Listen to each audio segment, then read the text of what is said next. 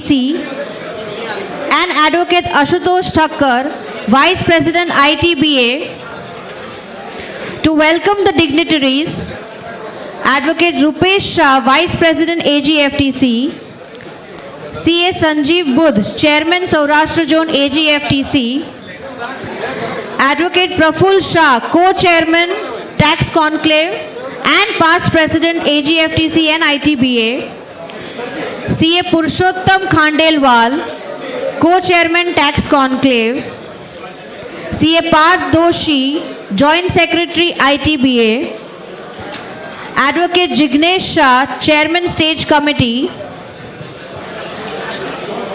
along with CA Dr. Girish Ahuja, onto the dais please. I request everyone to escort the dignitaries and the eminent speaker for the first technical session, CA Dr. Girish Ahuja, onto the dais.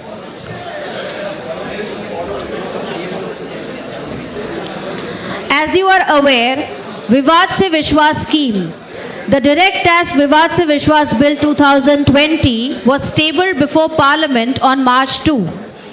First proposed in Union Budget 2020, the bill was approved by the Union Cabinet on February 12. It seeks to provide taxpayers a lucrative opportunity to settle direct tax disputes within the current financial year by waiving interest and penalty on their pending taxes.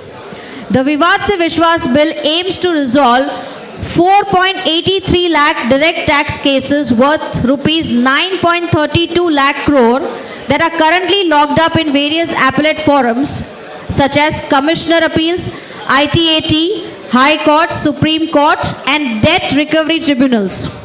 Also, once the bill is passed by the Parliament, it can be availed in search and seizure operations with recoveries up to rupees 5 crore.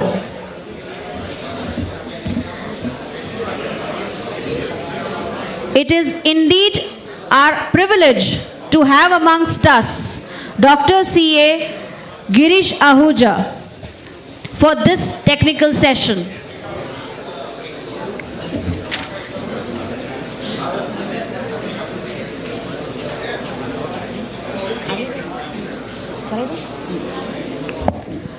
To extend a formal welcome to Dr. C.A. Girish Ahuja, I request Purushottam Khandelwal, Co-Chairman Tax Conclave, to present a book to him. I request Purushottam Khandelwal, Co-Chairman Tax Conclave, to kindly come forward to welcome Dr. C.A. Girish Ahuja sir with a book.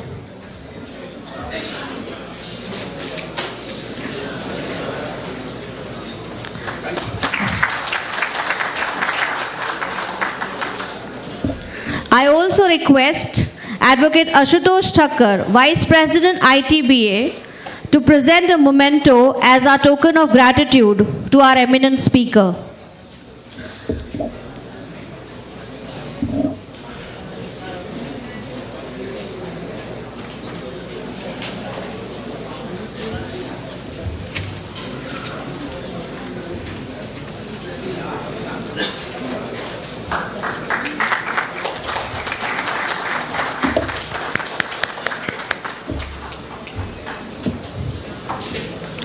Before we invite him onto the stage to speak on the topic, we are going to invite him. I would like to give his brief introduction. Honorable Dr. C.A. Girish Ahuja sir is considered as a legend of direct taxation. Tax professionals and revenue authorities call him Guruji with due respect and honor. Sir has completed his graduation and masters from Sri Ram College of Commerce. He finished a chartered accountancy course in the year 1970 with rank with intermediate and final examination, which is rarest the achievement. Sir has completed his PhD from Delhi University in the year 2009. His extraordinary professional achievement consists of being nominated by the Government of India as a member of the Task Force for redrafting of New Income Tax Act, nominated by the Government of India as independent director to the CBT and SBI for 2 terms, nominated by the Government of India with the approval of Supreme Court to Board of Directors Unitech Limited. independent directors of various companies, nominated member of High-Powered Committee of Government of India under the chairmanship of Justice A.P. Shah. He has been the author of over 25 books on direct taxation, both for students and professionals.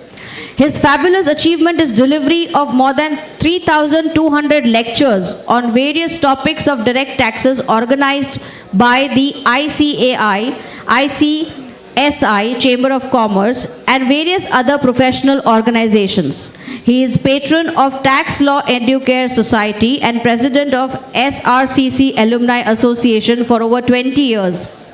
Please put your hands together to welcome and a standing ovation. Standing ovation with a huge round of applause. The godfather of direct taxation, CA Dr. Girish Ahuja, sir. Chairman of the conference committee sitting on the dais, CA Purushottam Khandelwal ji. He is the past chairman of the Ahmedabad branch also and the regional council member of the WIRC also. And Advocate Praful Shah ji, he is the second co-chairman. Vice President of the Income Tax Bar Association of Ahmedabad, Ashutosh Thakkar ji. Other gentlemen sitting on the dais, Parth Doshi ji, Signesh Shah ji, Rupesh Shah ji, Anil Shah ji. That time it was 4 Shahs, now it is 6 Shahs, now it is 4 Shahs sitting on the dais. Ladies and gentlemen, well, friends, regarding Vivad Se Vishwas Tak, let me tell you, the Honorable Justice P.P. Bhatt has been very instrumental in getting this scheme passed, I tell you. I remember going to Bombay about 2 months back. We had a meeting because there was a conference of IT80 to be held in Delhi, and I was also the speaker in that conference. He moved an idea that there are so many cases of penny stock, capital gain and others are coming up, and we have to give decision against that because litigations will keep on piling. We should go for some system of amnesty in this case. I remember we had gone. He cannot go because of the protocol. Representation was given by him, of course, and I also had gone there to give the representation regarding this type of issues. Government has very kindly agreed to that. That time they said we will wait for GST amnesty scheme which was there in the case of GST. Once that gets results, we will certainly look into this matter. When the scheme was introduced, let me tell you, we were not very happy because it was very limited type of a thing which was brought in the scheme. But gradually, they invited suggestions from the various stakeholders and of course with the government also, and they have very rightly brought many changes on 14th of February which was which were given to the Parliament.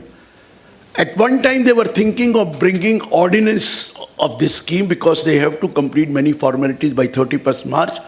But somebody suggested it is not possible to bring ordinance because the Parliament is there. It is only adjourned for a certain period of time. Had there been no Parliament, you could have brought the ordinance and then it could have been passed by the Parliament later on. But the Parliament was very much there. It was adjourned because of the budget session. So there was no possibility of bringing any ordinance to that. So they brought some amendments, government amendments, and gave it to the Parliament on 14th of February itself. What Parliament was supposed to sit on 3rd, everyone knows, and 3rd was a different story altogether. As it was on 2nd or 3rd, which was there. Now it was passed day before by the Lok Sabha. Discussion or no discussion, you know that when there is a majority, doesn't make any difference whether it is or not. They had a majority and they have been able to pass this thing. I'm very happy with this scheme, I'm telling you. It's a good, wonderful scheme to reduce the litigation. But at the same time, there is a discrimination in this scheme before I proceed against it. Those who are covered before 1/4/2016, the litigations of prior to 1/4/2016, they are benefited to a great extent. Prior to 1/4/2016, because section 115BEE was changed from 1st April 2016, where the rate of tax was increased from 30% to 60% and surcharge 25%, amounting to 75%, plus education cess, let's say at that time 3%, amounting to 77.25%. Think of a case, one who has gone for a penny stock or bogus entry or bogus capital gain or anything which is bogus will be scot-free by paying only 30%. One who earned money, maybe black money, was keeping it at home. He has earned money, may not have paid tax, but due to demonetization, he had to deposit that money in the bank. And he will be charged 77.5% if he goes for this scheme. 77.25% vis-a-vis 30%. 30% for those who have committed mistakes of a different nature, high type of a mistake, means bogus entries, bogus capital, bogus things. They only pay 30%. Not only 30%, they will be saving interest, which may be of last 6 years interest also, 5 years interest also, a great amount of interest. And the penalty, which was minimum 100%, could go up to 300%. The saving to them is great, that they save the whole amount of interest, they save the whole amount of penalty and pay only 30%, whereas this man who has deposited during demonetization scheme has to pay 77.424%. And if he goes for this Vivad Se Vishwas scheme, he only saves 10% of the penalty of the 60%, that is 6%. The saving is only 6%, that is penalty which is leviable under section 271AA(b). And maybe interest of 1 year, and that too may not be there if he has declared that income. What I'm trying to explain is, we requested, I went several times to request them, at least give some concession to these people who have to pay 77.25%, give them some discount, bring it down to, if not 40%, please bring it down to 50%. Even in DST also, the discount has been given. Why can't we give this discount to them? The answer was, there was a Pradhan Mantri Garib Kalyan Yojana. Why didn't they go for that Pradhan Mantri Garib Kalyan Yojana during the time of demonetization? Answer I gave was, there was IDS also, income declaration scheme during that time. Why didn't they go of the old people in the IDS scheme? They should have gone there at that particular time. But can't help it, but still, the best scheme which I have ever seen. Beginning was very bad, but of course now when the amendments have been brought, it is a wonderful scheme brought in by. 3 things are very important in this scheme. One is the appellant, the another is the disputed tax, and third is the designated authority. Designated authority is DA. Designated authority will be the Commissioner of Income Tax, designated by the Principal Chief Commissioner of Income Tax in the various states.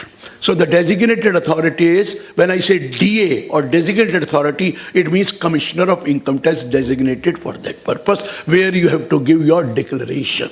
The form has not yet come.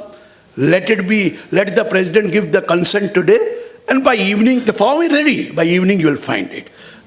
Have you noticed even a circular which is brought yesterday, 7/2020, it is written, subject to the approval of the Parliament and what you call the consent of the President.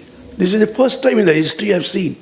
What was the hurry? The hurry is 31st March. The hurry is that you will be given you can apply within 15 days time, and they have to give the reply within 15 days time, but they have to finish by 31st March to the great extent. And if they have to finish, let me tell you, the moment you apply, they will not wait for 15 days. You will get the reply only within 3-4 days time. The approval will be given by them only in 3-4 days time. You will be told to deposit by 31st March so that you avoid the extra payment of 10% which is going to be there in the scheme. Now you have to work out on that base. But who are covered under this scheme? Let us come to that. If your case is pending, in any appellate forum. Any appellate forum. What is appellate forum? It is pending before Commissioner Appeal. The case is pending before what you call ITAT. It is pending before High Court. It is pending before Supreme Court. Appeal forum. And there is another case also, writ petition, pending before High Court or Supreme Court, or special leave petition pending before Supreme Court. If it is pending on a specified date, and the specified date is 31st January 2020. If any appeal is pending, appeal forum, I told you, up to Supreme Court. But certain times you don't go for appeal, you go for writ petition. Writ petition before the High Court, writ petition before the Supreme Court, or there is a judgment of this High Court, then you go for SLP of the Supreme Court. All these cases, one can go for what you call for this scheme. You can go for this scheme and you have to pay only disputed tax, and the disputed tax will be what if the decision goes against you. That is the decision tax. That if you lose that case, what will be the amount of tax payable by you? That is the disputed tax which you have paid at the rate of, you know that earlier it is 30%, but now for 1/4/2016 onwards, 77.25% or maybe 78% if it is there. So this is the first case. Appeal is pending. Writ is pending. SLP is pending. On what date? 31st January 2020. Then I went there to tell them, what about those cases where the judgment has been delivered, but there is a time period still left to file an appeal? The period is unexpired, because you know when a commissioner passes an order, you are given 60 days to file an appeal to the ITAT. You are given 120 days to file an appeal to the High Court. You are given 90 days to file an appeal to the Supreme Court. What will happen to those cases? I can understand a case of current year, because whatever assessment was done under current year, 143.3 or 144 or 147, I could understand, because there the judgment were all delivered by 31st of December 2020, and the time period for filing an appeal was 30 days, and 30 days expired on that date. So 31st January they had in mind at that particular time, but they were only for the judgment given by the assessing officer. And you must have filed an appeal against that order by 31st of January. But what about the other cases where the time has not expired? They have come out with that also. They have come out with that also. The earlier case, please, in the first case which I told, case is pending before these authorities. The case is filed by the Income Tax Department or filed by the assessee. Both cases. There may be a case filed by the Income Tax Department. There also, they have told if it is pending on 31st January. And case filed by the assessee, also pending on 31st January. Yes, the rate will be different. If it is filed by you, the rate is the tax paid, disputed tax, which is 30% most of the cases. But if it is by the department, it will be 50% of that. We will come to that, 50% of that. If the department has filed an appeal, they will withdraw. You have to pay 50% that disputed tax. I have not used the word 30% because disputed tax will be 77 also. But 50% of the disputed tax. But the case is, I have not filed an appeal, and the period of filing an appeal has not expired. Has not expired. I can still be covered under Vishwas Se Vivad scheme. Nothing has been mentioned about the department. Please note very important point. If there is unexpired period of filing an appeal, suppose the decision has been given by Commissioner of Income Tax, I could go to ITAT within 60 days. 60 days has not expired till to date. It has not expired. I can go for Vishwas Se Vivad scheme. But there they have not used the word by the department. What does it mean? Suppose there is appeal filed by yet to be filed by the department. There is a judgment which is in my favor by Commissioner Appeal. Judgment in my favor by Commissioner Appeal. I will not go for the appeal. Who can go to the appeal? Income Tax Department can go for the appeal. But nothing has been mentioned about that.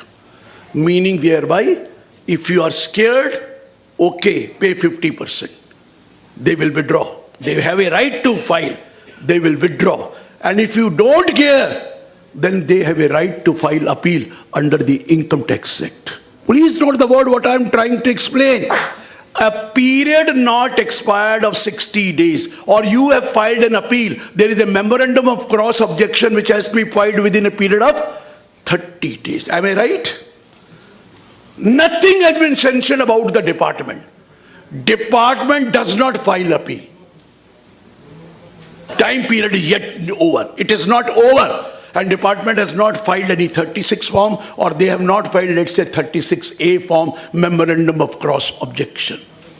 You cannot say the department to do it. It is up to you. Since you have won the case, department was supposed to file an appeal, pay 50%.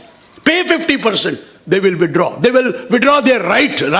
It is not fight. They will withdraw right. And if you do not pay 50%, it is your choice. But then they will have a right to file an appeal within the requisite time, and then you cannot say, why did you file an appeal? Are you getting my point, what I'm saying? There is a difference between the two. I, as an assessee, can say, I would like to withdraw my right of filing an appeal. The right was up to a certain date. I withdraw my right. And once I withdraw my right, I will have to pay the disputed tax. But you cannot say the department, please withdraw your right. Please withdraw your right.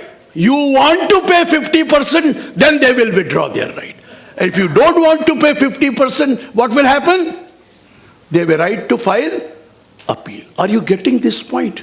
मैं बार बार बोल रहा हूं, अभी 60 दिन नहीं हुए, department ने कोई अपील फाइल करनी थी, या 60 दिन में आपने कर दी, डिपार्टमेंट के पास 30 डेज थे क्रॉस ऑब्जेक्शन फाइल करने के लिए, आप डिपार्टमेंट को फोर्स नहीं कर सकते, उनकी मर्जी है. हाँ, आप 50% दे दीजिए, वो नहीं जाएंगे.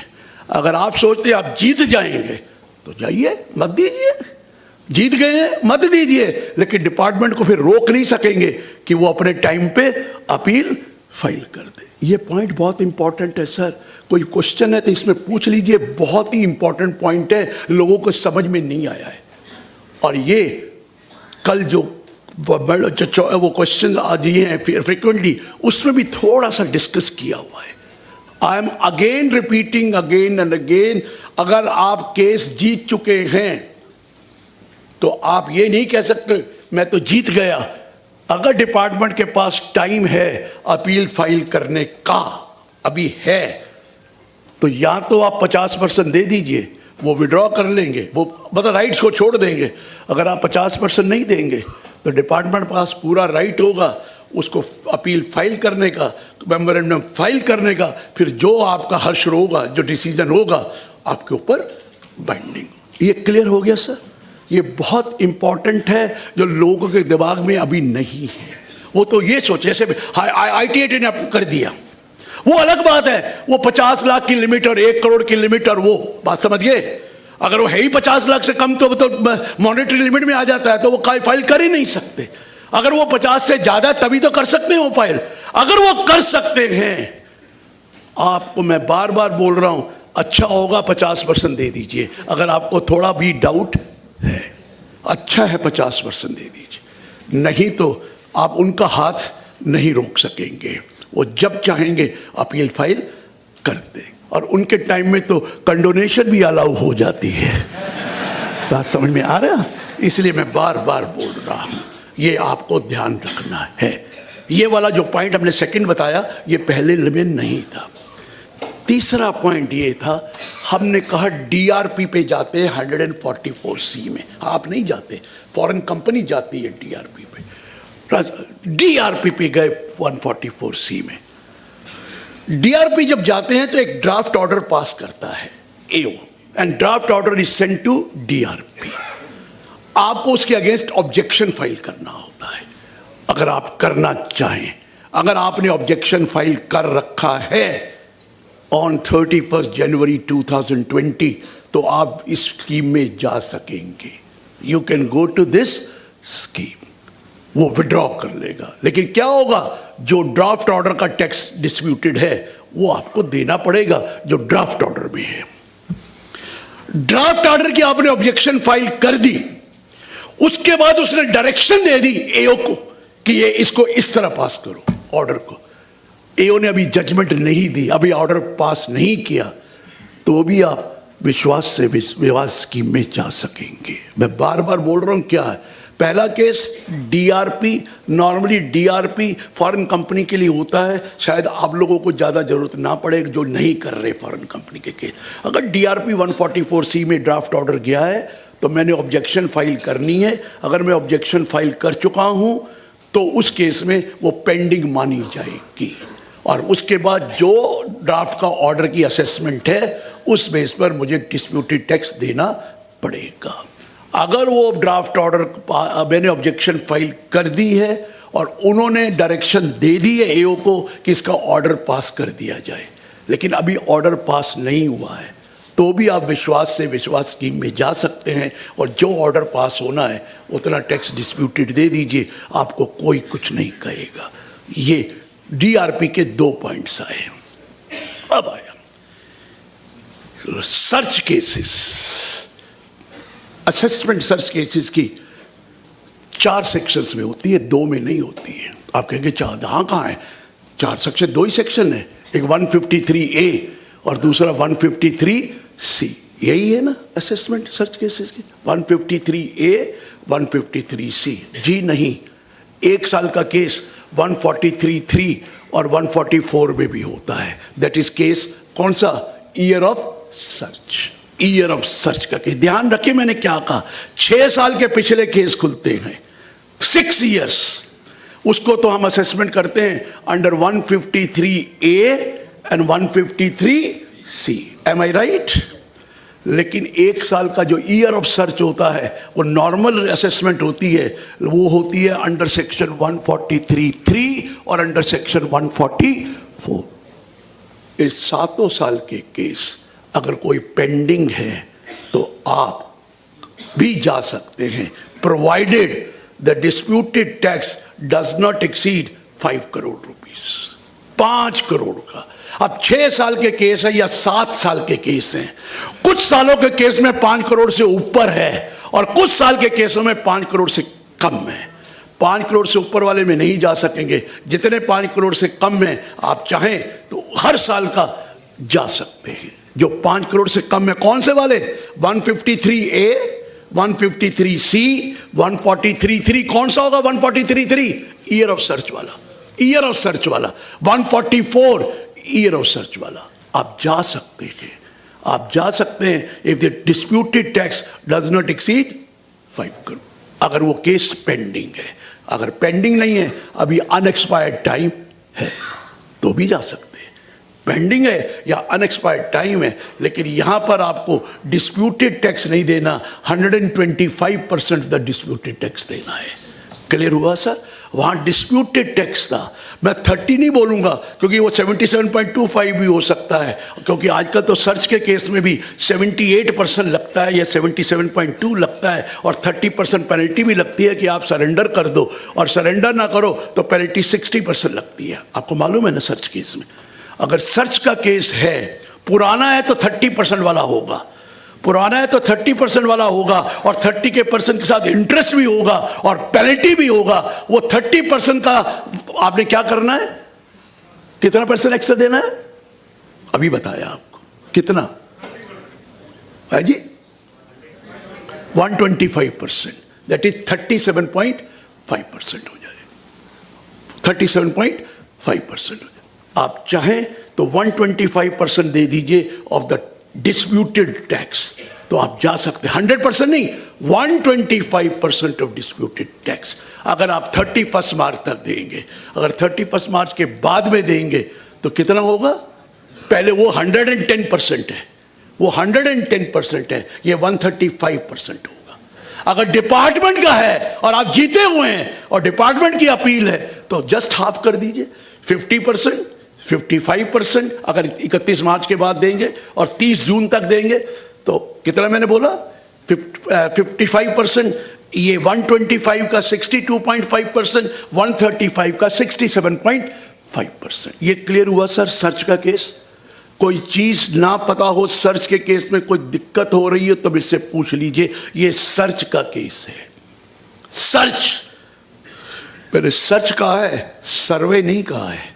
सर्वे की तो केस 143(3) में या 144 में नॉर्मली होते हैं, तो वो तो वही चला जाएगा। ये सर्च के केस हैं जो 153A, 153C and the year of search 143(3) और 144। सो ईयर ऑफ सर्च का भी वही लगेगा 125%। प्लीज ईयर ऑफ सर्च का 100 नहीं लगेगा, 125% लगेगा। क्लियर हो गया सर ये वाला? आइए, आपने 264 का लिए एप्लीकेशन दे रखी है on 31 January 2020। You have already filed an application under section 264 revision favorable to the assessee. यही है ना? I'm not talking about 263, 264 जो एक साल के अंदर अंदर फाइल करना होता है। If you have already filed on 31st January 2020 and the decision of the Commissioner of Income Tax is pending, you can also go for this scheme. ये भी जा सकते हैं, 264 पेंडिंग होगा तो ये जा सकते हैं। कितना अमाउंट? Disputed tax. कितना डिस्प्यूटेड टैक्स? जिसके अगेंस्ट आप गए हैं वो डिस्प्यूटेड टैक्स है, वो दे दीजिए, आप जा सकते हैं। क्लियर? क्लियर? और 264 आपने किया है, डिपार्टमेंट नहीं करता है। तो ये मत कहना कि आधा टैक्स डिपार्टमेंट ने किया है, ये तो आप कर रहे हैं, तो इसमें तो 100% टैक्स ही है। क्लियर है सर? 264 भी हो गया। नेक्स्ट पॉइंट, अब कुछ ये आता है, कुछ आर्बिट्रेशन होते हैं फॉरेन कंपनी के, आर्बिट्रेशन, मीडिएशन। इंडिया में अभी मीडिएशन नहीं है हमारा। इंडिया हमने रिकमेंड किया, जो आपने देखा जज साहब ने बोला था कि इस नए एक्ट में हमने मीडिएशन का कॉन्सेप्ट रखा है कि मीडिएशन करके आपस में बैठ जाओ, सेटल कर लो, आगे झगड़े मत करो, वो हमने रखा है। लेकिन ये मीडिएशन इंटरनेशनल मीडिएशन है, इंटरनेशनल आर्बिट्रेशन है, इंटरनेशनल रिकंसिलिएशन भी होता है, बैठकर कि कंट्री बैठ जाती है इंटरनेशनल। इस मीडिएशन के लिए भी अगर वो पेंडिंग है तो आप जा सकते हैं for this scheme, there is no problem, जा सकते हैं। अब मैं एक सवाल करने जा रहा हूं, जरा ध्यान से सुनना। मेरे लॉसेस थे 2 करोड़ रुपए के, मेरी असेसमेंट कर दी, लेट्स से 1.5 करोड़ रुपया ऐड कर दिया, हो गया लॉस। तो फिर भी अभी 50 लाख बचा है। अब क्या होगा? और मैंने कोई पेनल्टी की अभी इनिशिएशन नहीं हुई, पहले मैं पेनल्टी नहीं ले रहा, फिर पेनल्टी भी लूंगा। There was a loss of 2 crore which I have shown in my return of income. The assessment was done by adding, वही जो ऐड बैक कर दिया 1.5 करोड़ रुपया, और मेरा लॉस को रिड्यूस कर दिया, 50 लाख कर दिया, 1.5 करोड़ चला गया। ठीक है, अब सवाल आया, डिस्प्यूटेड टैक्स तो 1 रुपया भी नहीं है। Where is the disputed tax? Is there disputed tax? There is no disputed tax. Can I go? Yes you can, yes you can. तो कैसे निकालूंगा डिस्प्यूटेड टैक्स? रुकिए, 2 ऑल्टरनेटिव दिए गए हैं। आप चाहें तो इस स्कीम में चले जाइए, आपका लॉस 50 रह जाएगा, हम आपको कुछ नहीं कहेंगे। चाहे, लेकिन क्या होगा? लॉस 50 सेटअप कर लिया आपने, लेकिन आपको याद है वो लॉस आपने कैरी फॉरवर्ड किया हुआ है और अगले सालों में सेटअप किया होगा। ध्यान से सुनिए, जरा ध्यान से सुनिए, please try to understand. There was a loss of 2 crore which you must have carried forward and you must have claimed in a subsequent year। करा था कि नहीं करा था? अगर आप लॉस को कहते हैं यहीं पर मैं 1.5 करोड़ कर लिया, मैं टैक्स देना नहीं चाहता, हम कहेंगे थैंक यू वेरी मच, मत दो, लेकिन आपके अगले सालों का केस रेक्टिफाई कर कर आपसे उसके लिए टैक्स भी लिया जाएगा और इंटरेस्ट भी लिया जाएगा। मेरी बात को समझ रहे हैं? मैंने क्या कहा? पेनल्टी नहीं है, टैक्स एंड मैं बार बार बोल रहा हूं, ये बहुत इंपॉर्टेंट समझने की बात है। 2 करोड़ मैंने लॉस दिया था, 1.5 करोड़ एड बैक हो गया, 50 लॉस अभी भी है। मैं बड़ा खुश हूं, टैक्स तो बनता ही नहीं है, मैं केस विड्रॉ कर लेता हूं। कर लो, कोई मना नहीं करेगा। लेकिन क्या होगा, अगले सालों के केस खुलकर आपका जो लॉस आपने सेट ऑफ किया हुआ है वो रेक्टिफाई कर अगले साल में टैक्स भी मांगेंगे और पूरा इंटरेस्ट भी मांगे। और नहीं तो दूसरा तरीका क्या है, जितना लॉस था उसका टैक्स अब दे दो, फिर कैरी फॉरवर्ड जो हुआ है खुलते रहने दो। मेरी बात को समझे, 1.5 करोड़ का जो टैक्स बनता है इस साल दे दो। आपने अगर दे दिया तो वो 1.5 करोड़ रुपया जो आगे फॉरवर्ड किया हुआ है हम उसके बारे में कुछ कहेंगे ही नहीं। आपको समझ में आया? ये बहुत समझने की चीज है सर, ये बहुत समझने की चीज है। लोगों के दिमाग में बात नहीं आ रही। सब मेरे को कह रहे हैं लॉस है तो क्या हुआ, लॉस है तो क्या कर लेंगे, मेरा डिस्प्यूटेड टैक्स नहीं है। मैं तो कह रहा हूं कुछ नहीं करेंगे। मैंने कब कहा कुछ करेंगे? अगले साल करेंगे जो हमने लॉस सेट ऑफ किया हुआ है। मार के समझ में आया? उस साल का सेटअप जो आपने किया उसका डिमांड कर देंगे, डिमांड के साथ साथ इंटरेस्ट भी मांग लेंगे। क्लियर है सर? चॉइस आपकी है। आज टैक्स दे दो, आगे कुछ नहीं कहेंगे। बात को समझ में आया? आज टैक्स दे दो, अगला कैरी फॉरवर्ड किया हुआ है, हम कुछ नहीं कहेंगे। आज नहीं टैक्स दोगे हम फिर भी कुछ नहीं कहेंगे, लेकिन अगले सालों को छोड़ेंगे नहीं। क्लियर हुआ सर?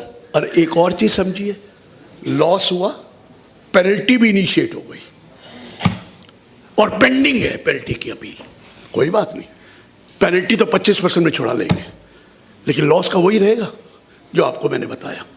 पेनल्टी छूट जाएगी 25%, लॉस वही रहेगा जो बताया। कैरी फॉरवर्ड किया है तो इस साल दे दो, नहीं दिया है तो अगले सालों में देना। मुझे क्यों कहते हो? पेनल्टी हम माफ कर देंगे, क्योंकि पेनल्टी अगर इनिशिएट हो चुकी है और वो अपील में पेंडिंग है। अगर पेनल्टी इनिशिएट हुई नहीं है तो फिर बात ही खत्म हो गई।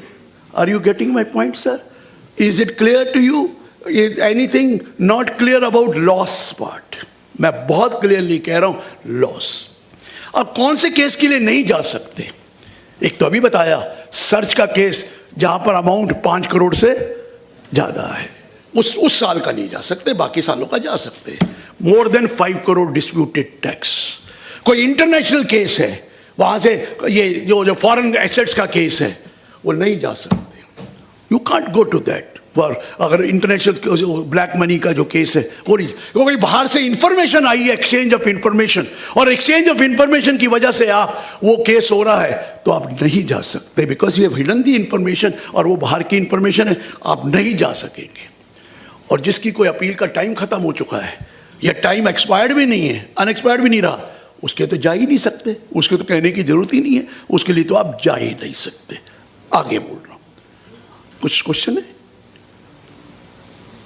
आगे सुन लो मेरी। हाँ जी sir.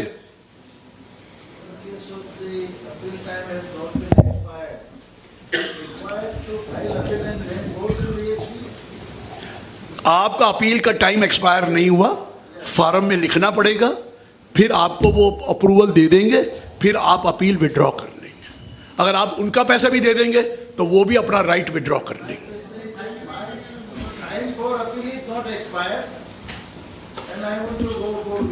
That's what I'm saying, no? No. Right to appeal will be withdrawn by you. Right to appeal will be withdrawn by you. पहले आप लिख के देंगे, वो फॉर्म भरेंगे, वहां पर ये डिटेल देंगे, फिर जब आपको वो डीए का ऑर्डर आएगा उसके साथ आपको लेटर भी देना पड़ेगा। I hereby undertake that I will not file appeal against this order. Clear? ये करना पड़ेगा सर, ये करना पड़ेगा। Participants are requested to have the resort question to later. Okay. Yes, Okay. there is a question answer round immediately after his talk. Okay. So I request everyone. I have no problem. Yeah, I have no problem. आगे चलते हैं। देखिए, मैंने कहा कि आप एक order था, आप उसने अपील करी थी, ITAT के पास अपील है और ITAT ने उस ऑर्डर को सेट असाइड कर दिया and sent back to the AO, क्योंकि उसमें कोई इश्यूज हैं। उसने कहा जी आप इसको देखिए, सेट असाइड। मैंने बोला कैंसिल नहीं किया, डिनोवा नहीं कहने के लिए किया कि भाई सेट असाइड किया, please look into this issue, please look into this matter, set aside कर दिया। किसने करा? ITAT ने। आप जा सकते हैं विवाद से विश्वास तक, इस केस में भी जा सकते हैं, इस केस में भी जा सकते हैं। जो ITAT ने क्या कर दिया? सेट असाइड कर दिया। ये क्वेश्चन आंसर पढ़िए, उसमें जवाब आ गया है कि आप जा सकते हैं, कोई मना नहीं करेगा। नेक्स्ट में मेरा एक 143(3) पेंडिंग है अपील में, ऑर्डर हो चुका है, मेरी अपील पेंडिंग है। May be before commissioner, may be before ITAT, the appeal is pending. In the mean time 147 भी हो गया। 147 हो क्यों नहीं सकता? पहला पेंडिंग है, 147 हो गया। वो 147 अभी अनएक्सपायर्ड है या ऑलरेडी पेंडिंग है? दो हो गया। एक किसका? 143(3) की अपील, एक 147 की अपील और अनएक्सपायर्ड पीरियड।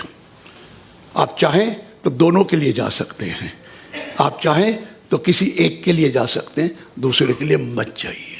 मैं दोबारा बोल रहा हूं, क्या बोला मैंने? आपका ये केस है 2015 से 14-15 या 14-15 का, 143(3) में हो गया था। आप उसकी अपील कर रहे हैं, वो अपील पेंडिंग है। इन द मीन टाइम 148 आ गया था, और 148 आकर उन्होंने 147 कर दिया था उसी साल का। क्यों नहीं कर सकते? 143(3) अलग है, 147 अलग है। आपने इसकी भी अपील फाइल कर दी, या अभी अपील फाइल करने का टाइम है, तो क्या आपको दोनों केस करने पड़ेंगे? जी नहीं, चॉइस आपकी है। दोनों भी कर सकते हैं, चाहे तो 143(3) वाला कर लें, 148 वाला ना करें, या 143(3) का चलने दें और 148 का कर लें। ये क्लियर हुआ सर? ये भी इंपॉर्टेंट है। कई बार दो जजमेंट हो चुकी हैं, एक पेंडिंग 43(3) वाली और एक पेंडिंग 47 वाली। वो दोनों के लिए जा सकते हैं, हम आपको मना नहीं कर रहे। आपको 148 का नोटिस आया था कि file your return of income, आपने रिट फाइल कर दी, ऑब्जेक्शन फाइल कर दिया कि 148 तो हो ही नहीं, गलत है आपका, तो क्या विवाद से विश्वास तक जा सकते? जी नहीं। कहां जाएंगे? अभी असेसमेंट हुई कहां है? अभी 147 ही नहीं हुआ है। 148 तो नोटिस है, और नोटिस के अगेंस्ट आप रिट फाइल कर गए, तो where is the assessment? Where is the assessment? नहीं जा सकेंगे, बिल्कुल नहीं जा सकेंगे। मेरी बात को समझिए। क्या आपने फाइल किया? Writ against section 148 notice. 148 notice पहले वैलिड होगा, तभी तो 147 की असेसमेंट होगी, और असेसमेंट होगी तभी तो आप अपील फाइल करेंगे। मेरी बात को समझ लिया मैंने? ये भी नहीं कर सकते। कभी ये सोच लें कि हम ये कर सकेंगे, you will not be able to do it. But this also, जो पॉइंट मैंने बोला, अब आपके दो इश्यू हैं। आप कहेंगे एक इश्यू में मैं चला जाता हूं, एक में नहीं जाऊंगा, ये नहीं हो सकता। दोनों के लिए जाना पड़ेगा। One package. You can't say ये मेरे फेवर में जा रहा है, ये शायद मैं जीत जाऊं, ऐसा नहीं है। पैकेज में दोनों में जाना पड़ेगा। लेकिन एक हो सकता है कि आपने एक 36 फाइल करके अपील फाइल करी हुई है, डिपार्टमेंट ने क्रॉस ऑब्जेक्शन में 36A डालकर भी अपील फाइल कर दी है। होता है ना, नंबर अलग अलग होते हैं। आपकी चॉइस है कि दोनों ले लो। पहले वाले केस में 100%, दूसरे केस में 50%। Are you getting my point? आपकी चॉइस है, एक ले लो, दूसरी अपील ना लो। कौन सी अपील ना लो? डिपार्टमेंट वाली मत लो। चॉइस आपकी है। मैंने क्या बोला, दोबारा बोल रहा हूं। You filed an appeal under form number 36 to ITAT. You filed an appeal against the order. It is pending. In the meantime, department also filed an appeal under memorandum of cross objection under form 36A. और वो भी pending है, या unexpired है या pending है, जो भी है वो पेंडिंग है। अब इस केस में दो अपीलें हो गई, एक अपील फाइल्ड बाय यू और एक appeal filed by the department. आप चाहें तो दोनों के लिए विवाद से विश्वास तक जा सकते हैं, आप चाहें किसी एक के लिए जाएं, दूसरे के लिए ना जाएं। Choice is yours, choice is yours. हम मना नहीं कर रहे, चॉइस आपकी है। अगला पॉइंट, टीडीएस का केस है। you have deducted the tax or collected the tax, but you have not deposited the tax. तो क्या आप जा सकते हैं? बिल्कुल जा सकते हैं. क्या होगा? 100% ऑफ TDS नॉट डिपॉजिटेड और 100% of TCS not deposited. Interest माफ हो जाएगा. इंटरेस्ट माफ हो जाएगा. TDS TCS में इंटरेस्ट माफ हो जाएगा. अगर TDS TCS ड्यू है तो वो पे कर दीजिए. अमाउंट 100% है. अगर 31 मार्च की बात करेंगे 110% है. TDS TCS का डिस्प्यूट ही नहीं है, इंटरेस्ट का डिस्प्यूट है. सिर्फ इंटरेस्ट का डिस्प्यूट है. TDS TCS हमने इंटरेस्ट लेट जमा कराया, उस केस में आपको इंटरेस्ट के लिए सेपरेटली जा सकते हैं. And you have to pay only 25%. Only 25%. सिर्फ इंटरेस्ट का केस है. TDS TCS डिपॉजिटेड है. अब ये भी हो सकता है प्रोसिक्यूशन लॉन्च हो गया TDS TCS का. If the prosecution has been already launched, नहीं जा सकते. लेकिन आपके पास नोटिस आया है, शो कॉज आया है, why the prosecution should not be launched against you. आता है ना. आप कंपाउंडिंग कर कर फिर चले जाइए. किसके लिए जाएंगे? इंटरेस्ट के लिए तो जाएंगे, और किसके लिए जाएंगे? बाकी तो टैक्स देना ही देना है. मेरी बात को दोबारा सुनिए. अगर प्रोसिक्यूशन ऑलरेडी लॉन्च्ड है तो आप नहीं जा सकते. प्रोसिक्यूशन लॉन्च नहीं है, शो कॉज आया है, why we should not launch prosecution against you. Immediately go for compounding. You know that compounding में 5 टाइम्स इंटरेस्ट लगता है, सबको पता है. जो भी है कर लीजिए. उसके बाद अपील फाइल कर दीजिए. टोटल इंटरेस्ट का 25% दे देना. इससे आसान काम क्या है? दे दीजिए, काम हो गया. क्लियर है सर? फीस की रिपोर्ट, फीस अलग चीज है. It is not interest. Section 234E, section 234F की अगर फीस दे रखी है, वो 200 रुपये पर डे, आपको समझ में आया?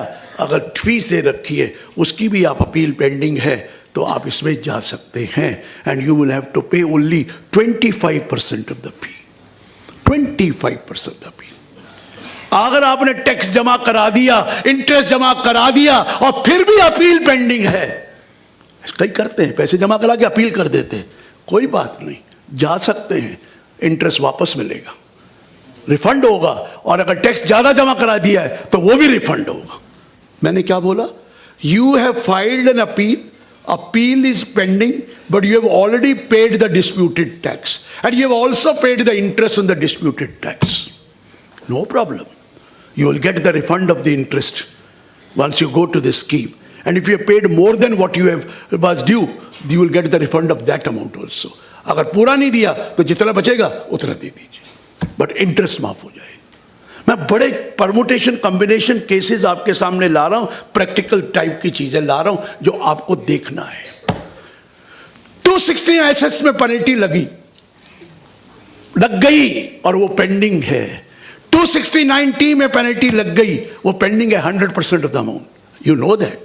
अगर लग गई और पेंडिंग है अपील का केस, तो जाइए 25% दीजिए. 269 SS, 269T सब खत्म हो जाए.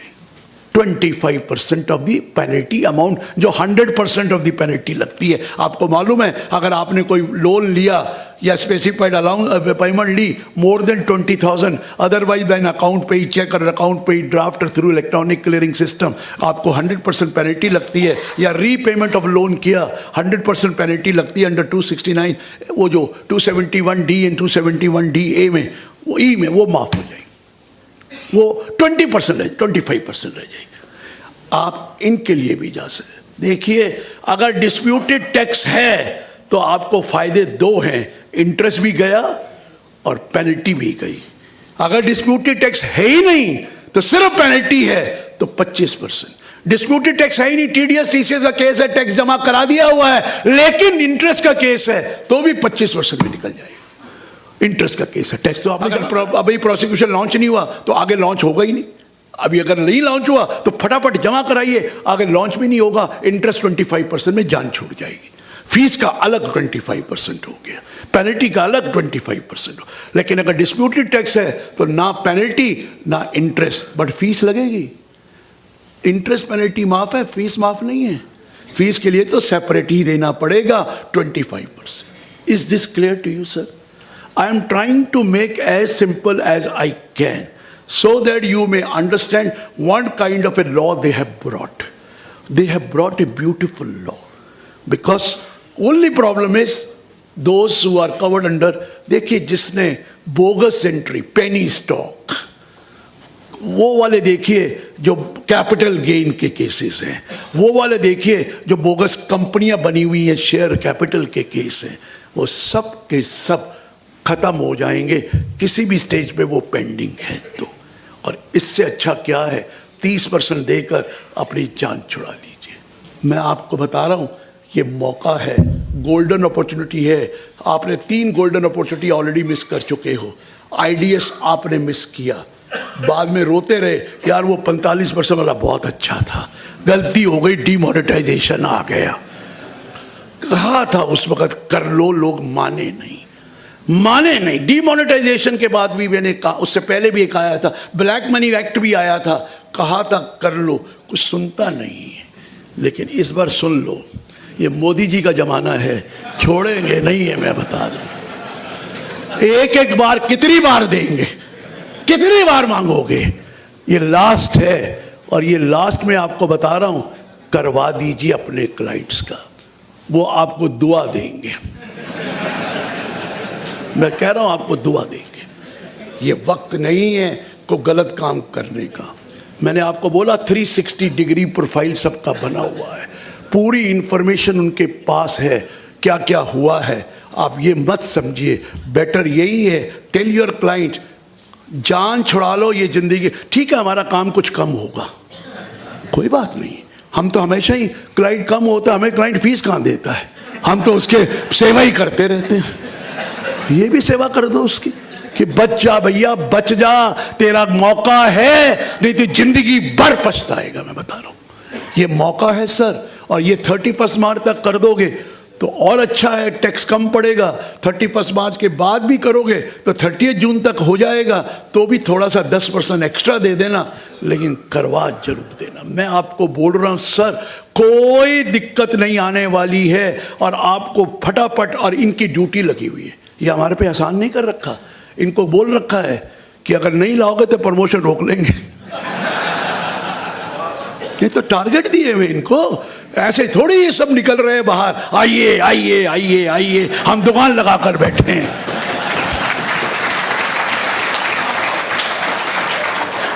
ये तो है, उनको भी टारगेट है, हमें भी टारगेट है, लेकिन हमें ऐसा मौका मिलेगा नहीं सर, ऐसा मौका नहीं मिलेगा. मैं आपको बता दूं, अब नहीं मिलेगा. मोदी जी को कितना आपको घुमा लोगे, नहीं मानेंगे. और नहीं मानेंगे, ये मत सोचना कि अब उनके थोड़े साल हैं, दोबारा उन्होंने आपस में आ ही जाना है. जो मर्जी कर लो आप, जो मर्जी कर लो, भूल जाओ. वो एक आदमी ऐसा है जिसकी नीयत सफा है, मैं बाकियों की बात ही नहीं करता है, उसकी नीयत अच्छी है. और जिसकी नीयत अच्छी है और सिर्फ 5 ट्रिलियन इकोनॉमी को लेके जाना है, तो वो आपको मौका दे रहा है. सर टैक्स दीजिए, जान छुड़वाइए. बहुत अच्छी जिंदगी है जो टैक्स देके अपनी जान छुड़ाता है. मैं तो आपको बता रहा हूँ, इससे बढ़िया जिंदगी किसी की नहीं है. ये कच्चे का पैसा या अपने आप को बर्बाद करता है या बच्चों को बर्बाद करता है, ये कोई काम नहीं आता है, ये वेस्ट ऑफ मनी है. मैं आपको बताऊँ, और कर तो चुके हैं हम वेस्ट. 30% देकर ब्लैक को ब्लैक करवाया था पीछे. कर तो चुके हैं, सोने वाले तो बच गए कि वो 40-45 खरीदा तो आ गया, लेकिन मनी तो नहीं आई. सोने वाले तो फिर भी खुश हो गए. अब पहले डरते थे, अब कहते चलो अच्छा ही किया, सोना ले लिया. अब बार बार देखते हैं क्वालिटी तो ठीक है ना, बाकी तो डर नहीं है ना, बाकी कुछ नहीं है. सोने वाले बच गए, लेकिन है तो वो ब्लैक का ही सोना, व्हाइट का कहाँ है. आप उसको सोना क्यों कहते हो, है तो ब्लैक का ही ना, कोई व्हाइट का थोड़ी है, वो ब्लैक गोल्ड है. It is gold but black gold, वो भी तो डरी है. मैं आपको बता रहा हूं, जितने केसेस पेंडिंग हैं, 9,42,000 करोड़ रुपए के डिमांड्स पेंडिंग हैं. बार बार मैं कह रहा हूं, इससे अच्छा मौका नहीं मिलेगा दोबारा. कोई इश्यूज हैं तो पहले इसको कर ले, फिर चैरिटेबल ट्रस्ट के बारे में. क्या मैडम ऐसा कर सकते हैं कि चैरिटेबल ट्रस्ट के बाद ही ले issue? So whichever way is convenient. नहीं, विच वे लाइक पीपल लाइक इट। मेरे को तो साथ साथ भी पसंद आता है, मुझे कोई दिक्कत नहीं है, मुझे कोई रटा हुआ नहीं होता कि मैं भूल जाऊंगा। मेरे को तो जो मर्जी पूछ,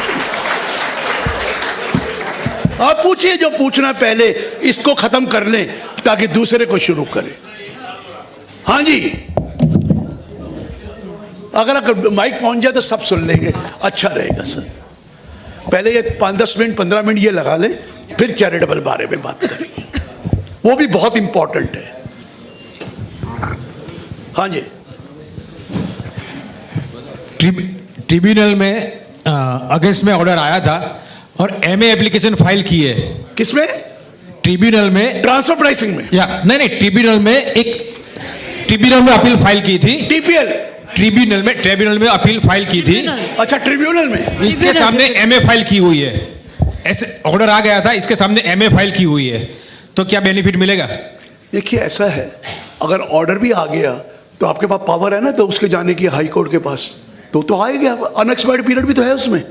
अभी अनएक्सपायर्ड पीरियड कहाँ हुआ? या तो पेंडिंग है, अगर वो पेंडिंग नहीं भी मानते तो भी 120 दिन मिलते हैं। तो आपको चिंता करने की जरूरत नहीं, आप जा सकते हैं, 100% जा सकते हैं। Okay, thank you.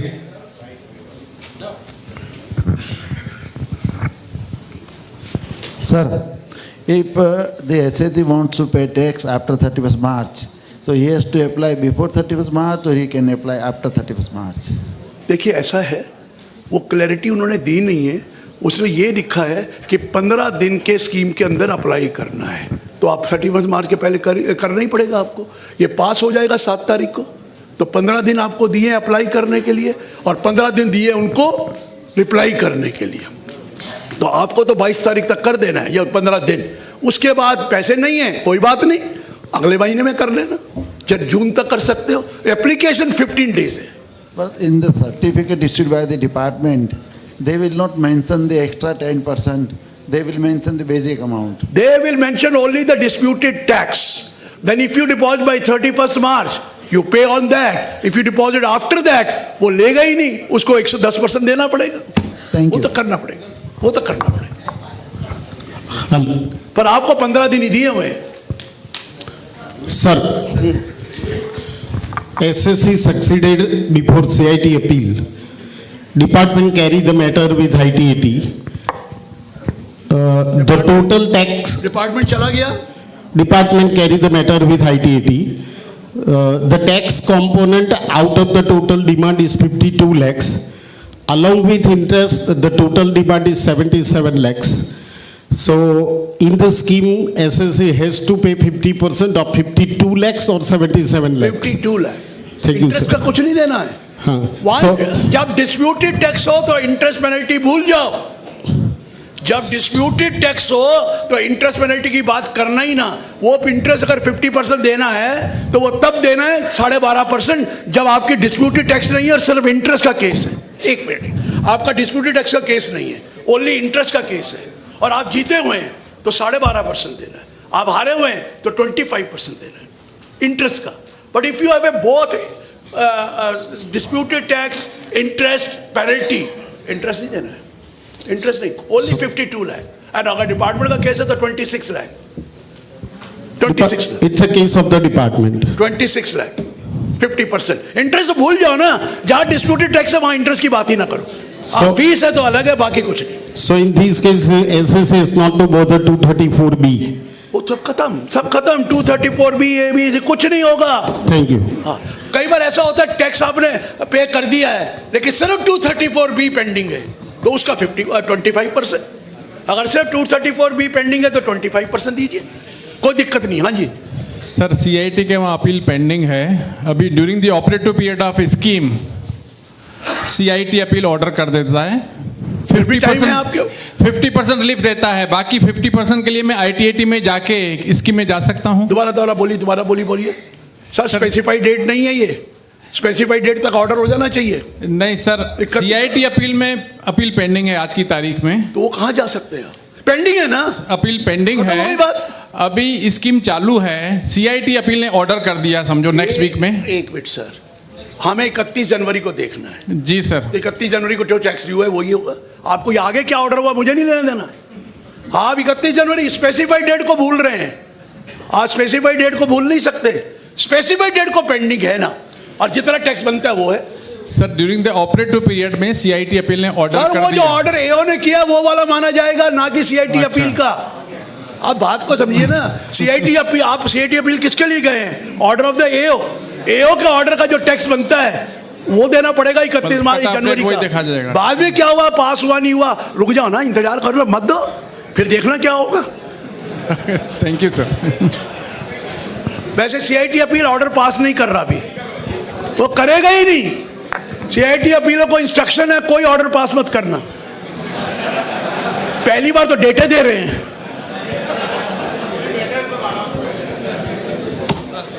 Sir, in a case where sir पीछे जरा, हाँ। in a case where in section 143(3) assessment order was passed, from the grounds of assessment order, there were 4 grounds on which 3 grounds were pressed on appeal to CIT appeal. 1 ground was not pressed. So can I go for that 1 ground also for VSVS? No, it is not pending. It is pending at CIT appeal. That नहीं, वो ground थोड़ी pending है। वो I additional can't ground तो आपने उससे लिया नहीं आपने वो। Yes. तो 3 ग्राउंड का लोगे। okay, fine. वो तो ग्राउंड गया, वो तो टैक्स देना ही पड़ेगा उतना जिसके लिए नहीं गए। Okay, and then the 271C also we have no option for that. Okay. Second case is Why did you go for that? Why didn't you go for that ground? Sir, जब because- आपने appeal नहीं करी तो मतलब कोई और ही है ना। Yes. ऐसा कुछ होता नहीं है। चलिए सर So आगे। second case is if hearing has been done at CIT appeal. फिर क्या हुआ? पेंडिंग है, हियरिंग है तो क्या हुआ? Yeah, okay, so we can opt for. It is pending. I have given the submission. It's waiting. Pending जब तक ऑर्डर नहीं है पेंडिंग है यार। 31 जनवरी को पेंडिंग है, सबमिशन जब मर्जी दे दो। हाँ जी सर, एक अपील मेरी पेंडिंग है, इसमें फोर इश्यू है। One of the largest issue is decided by supreme court. जो सुप्रीम कोर्ट का जैसे डिसीजन सुप्रीम कोर्ट का डिसीजन जब आया वो 31 दिसंबर से पहले आया, मेरी अपील पेंडिंग है। तो मेरे 3 पे टैक्स भरना है कि 4 पे सुप्रीम भरना कोर्ट के है? डिसीजन का तो रेक्टिफिकेशन हो जाएगा ना। मेरा केस सुप्रीम कोर्ट का है। नहीं, rectification हो जाएगा। इसमें सुप्रीम कोर्ट का केस नहीं है, मैंने अपील फाइल किया है। इसमें 4 पॉइंट है, इसमें 1 पॉइंट में 31 जनवरी से पहले सुप्रीम कोर्ट का जजमेंट आया दूसरे का, तो it becomes law of the land. Then I have to 154 करा कर बाकी देना पड़ेगा, 154 कराना पड़े पहले, बाकी देना पड़ेगा। और जिसने कैश जमा किए तो इसके ऊपर 70% भरते हैं 68 में, तो बाकी का पैसा 100 रुपीज कैश जमा कर सकते दोबारा बोलिए। 68 में जो एडिशन है। मैं आपको एक और चीज पूछता हूँ, आप तो यहीं रुक जाइए। बोगस एंट्री की हुई है, हाँ जी। क्या उसका क्रेडिट ले सकते हैं? यही तो पूछ रहा हूँ। नहीं ले सकते, बेनामी लॉ लग जाएगा। बेनामी लॉ लगाएंगे। अरे छोड़ दो सर, मर जाए। टैक्स दो, जान छुड़ाओ, पैसा तो गया, वो आपका नहीं है। कहेगा मेरी एंट्री है, दे दो आखिर तो। Never never. सर इसमें आपने बोला अपील जहाँ पेंडिंग है फोरम में, that we can go for this scheme.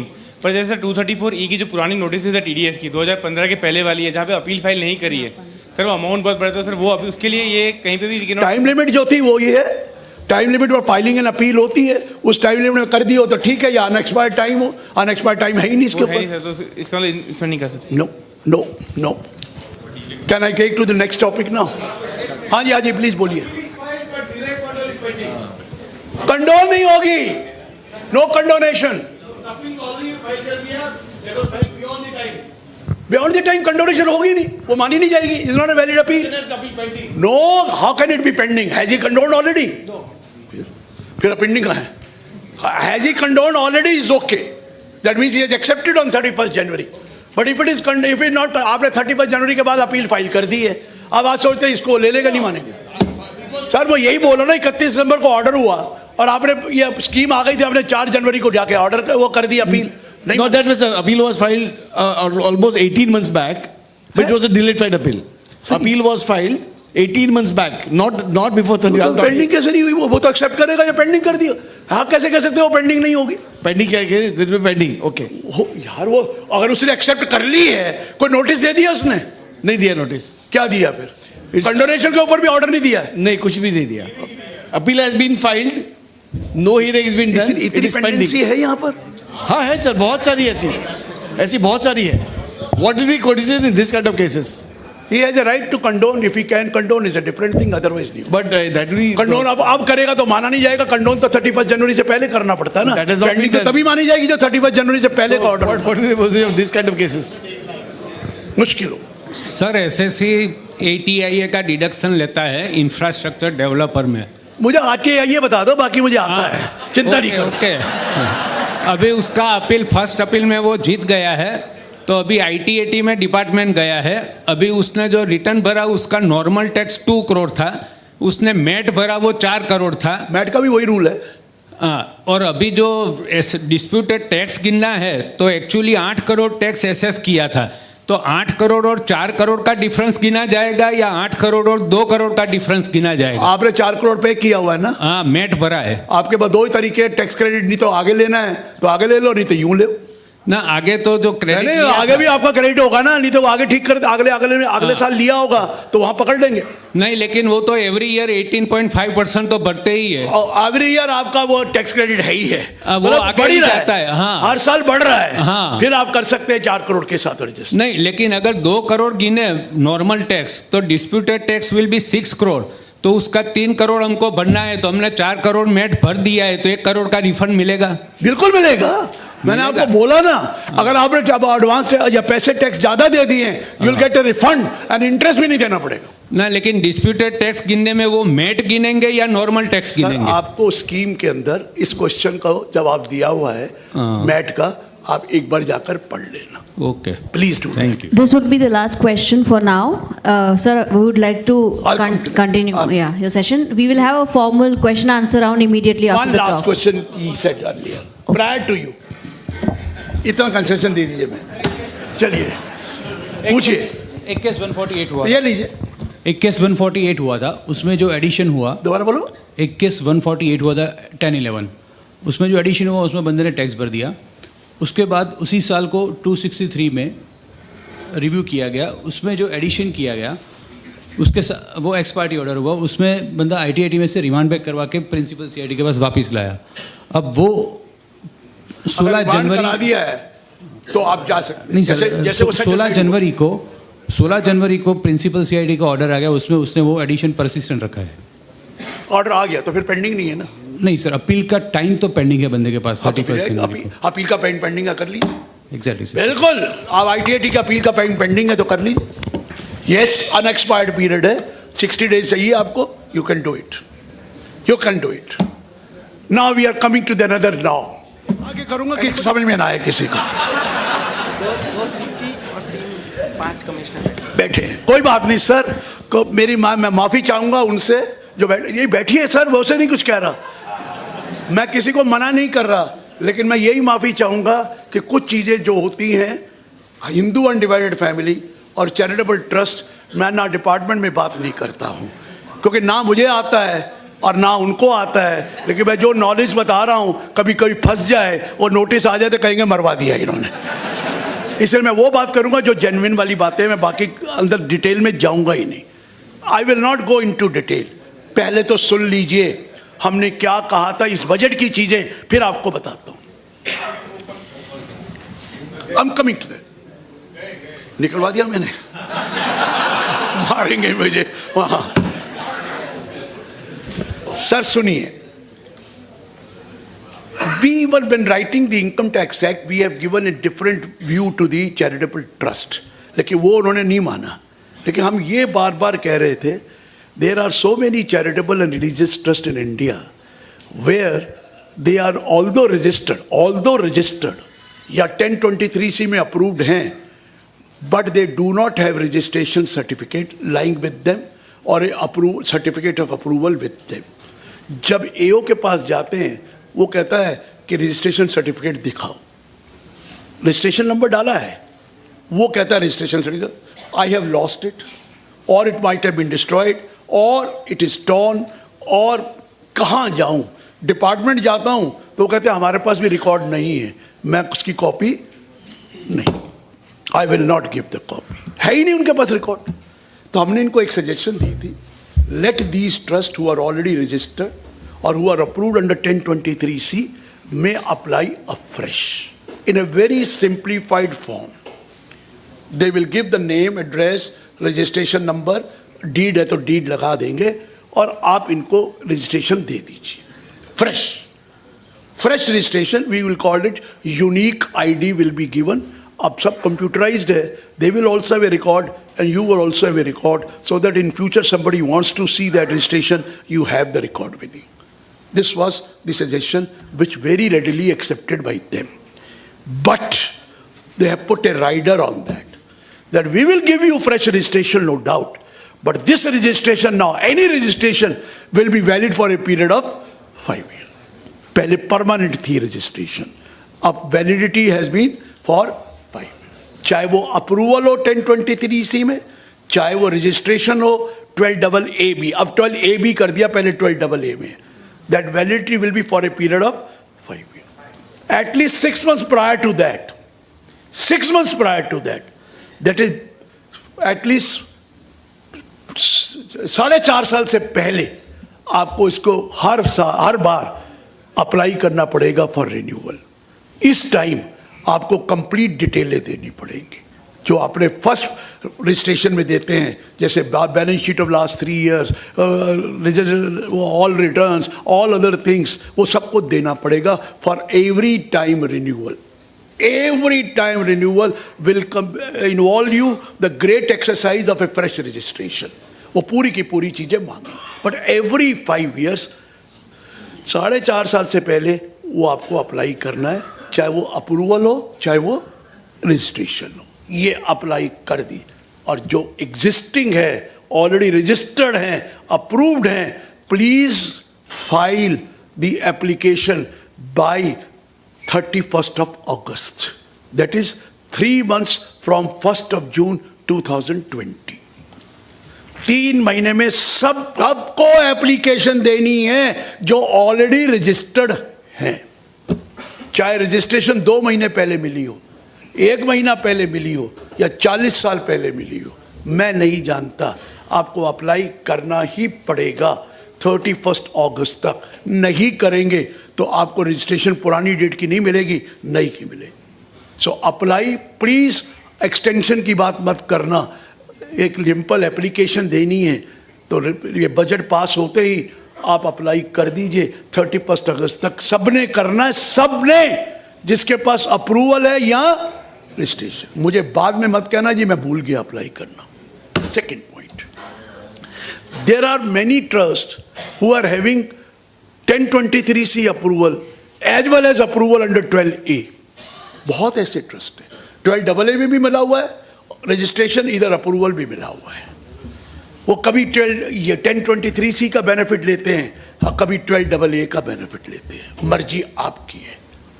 जी नहीं, you will have to decide now whether you want to go under 1023C or you want to go under 12AA, now 12AB. ये decide कर एक ही approval मिलेगी या registration मिलेगी. दोनों नहीं होंगी, दोनों नहीं होंगी. प्लीज अब दोनों को छोड़ देना, अब एक ही होगी. अब आपने डिसाइड करना है कि इधर जाऊं कि उधर जाऊं, मीन्स 1023C जाऊं या 12AA जाऊं. फर्क पता है क्या है वो भी बता दूं. 1023C mostly for educational institution, universities, hospitals, medical institutions के लिए है मोस्टली. ये जो 12AA है वो चैरिटेबल ट्रस्ट के लिए, चैरिटेबल पर्पस है. चैरिटेबल पर include relief to the poor, education, yoga, medical receive, preservation of environment including watershed, water life, preservation of monument और हिस्टोरिकल इंटरेस्ट और advancement of any other object of general public utility. कितना बड़ा wide है charitable purpose. ये कितना limited है सिर्फ school, college, university, medical institution, hospital. पहला समझ में आ गया. दूसरा, कॉर्पस डोनेशन 1023C में माफ नहीं होती है. कॉर्पस डोनेशन 11(1)D में माफ होती है. इसलिए आपको 12AB का रजिस्ट्रेशन चाहिए. आप 1023C के अप्रूवल में कॉर्पस डोनेशन माफ ले ही नहीं सकते, तो उसका 85% खर्चा करना ही पड़ेगा. क्लियर हो गया ये पॉइंट. वहाँ कॉर्पस पूरा माफ है. सेकेंडली, जो एक्सप्लेनेशन दे रखी है सेक्शन 11(1) के नीचे, वो एक्सप्लेनेशन क्या है कि if there is a income which has been taken into account in the books of account but it has not been received during the year. Income तो ले ली, रिसीव्ड नहीं हुई, अक्रूवल बेसिस पे इनकम ले ली. एक आपने FDR बनाई हुई है 1 करोड़ रुपए की, 8% इंटरेस्ट है, लेट्स से पहले साल इंटरेस्ट आया 8 लाख रुपया, और 8 लाख रुपया इनकम तो ले ली, लेकिन कंपाउंड बना रखी है 5 साल की। इनकम तो आ गई, खर्च कहाँ से करूं, पैसा तो आया ही नहीं है, वो तो कंपाउंड इंटरेस्ट की है। तो आप 11(1) के एक्सप्लेनेशन में कह सकते हैं I will apply this income in the year in which I receive that interest और ईयर फॉलोइंग दैट। वो 1023 से में ऐसा सिस्टम नहीं है। और कई बार आप कहते हैं मेरा पैसा आ गया है, मैं अगले साल खर्च करूंगा, वो 1023C में नहीं है, वो 11-12 में है। प्लीज गॉड से, कई बार कहते हैं ना अगले साल खर्च कर लेंगे, भाई मार्च के एंड में आया है, खर्च करने का टाइम नहीं है। We give an undertaking under form number 9A।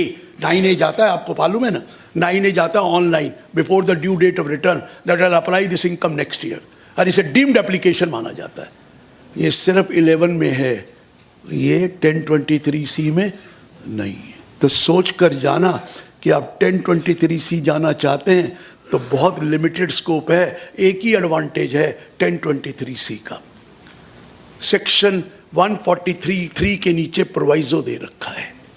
देखिए, जब आप रिटर्न भरते हैं चैरिटेबल ट्रस्ट की, जो रजिस्टर्ड अंडर 12AB में या 12AA में है, उसकी असेसमेंट AO करता है। जब भी स्क्रूटनी आएगी, who will do the assessment? AO. AO will see whether you are following the object, whether you are misused or sorry, और AO ही उसकी असेसमेंट करके डिसाइड करेगा कि इसको रिलीफ एग्जेम्पशन 11-12 की मिलनी चाहिए कि नहीं मिलनी चाहिए। AO डिसाइड कर, अगर वो गलत है तो आप अपील करना, लेकिन AO कह सकता है ये ऑब्जेक्ट गलत है, ये मिसयूज किया, या 11(5) में नहीं रखा, या ये नहीं रखा। 1023C में AO के पास पावर नहीं है। अगर AO को लगता है that you are misusing the fund or you are not applying the money for the purpose of the object, तो कोई बात नहीं, he will make a report and send it to the commissioner exemption. Commissioner exemption will give you a hearing, and after giving a hearing he can withdraw the exemption or he can say no, nothing doing. अगर वो withdraw कर लेगा तो AO tax लगा देगा, अगर वो withdraw नहीं करेगा तो AO टैक्स नहीं लगाएगा। भाई इतना फर्क है। Power of not taxing or giving exemption, if he finds that there is a misuse, he cannot do it himself. He will have to write to the commissioner exemption to kindly withdraw this approval, and if the approval is withdrawn, he'll pay. You will have to pay tax. भाई इतना ही फर्क है।